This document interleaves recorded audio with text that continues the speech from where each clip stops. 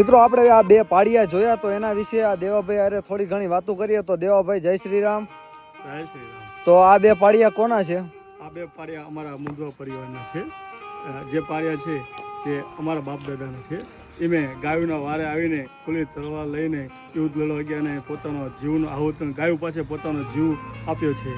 અને તમે વિચારો કે જે અમારા બાપ દાદા છે એમનું મસ્તક કડિયાણા ગામના 2 કિલોમીટરની અંદર છે.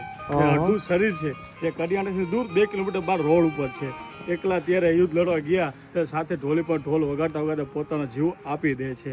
ગાયોના વારે અમારા બાપ દાદાએ પોતાનું મસ્તક આપી દીધું છે. અને નવા વર્ષના દિવસે અમે મુંદવા પરિવારના બધા સૌ લોકો સિંદૂર છાપાના દર્શન કરવા આવીએ છીએ.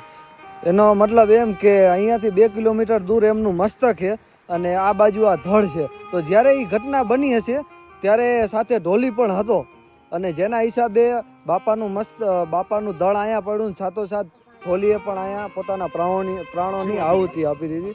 તો આ એક બહુ મોટી વાત કહેવાય. તો તમે અત્યારે અહીંયા સિંદૂર છાપા કરવા માટે આવ્યા હતા? સિંદૂર છાપા કરાવાય છે.